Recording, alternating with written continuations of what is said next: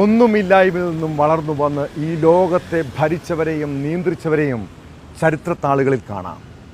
ഭരണാധികാരികൾ മാത്രമല്ല, കായിക രംഗത്തും സിനിമാ മേഖലയിലുമൊക്കെ ഇങ്ങനെ ഹീറോയായി മാറിയവരുണ്ടല്ലേ.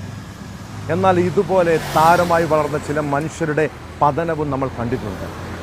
ആ വ്യക്തികളുടെ അധികാരമോഹവും അഹങ്കാരവും മറ്റുള്ളവരെ ഇല്ലാതാക്കണമെന്ന ചിന്തയുമൊക്കെയാകും അവരുടെ വീഴ്ചയ്ക്ക് കാരണം.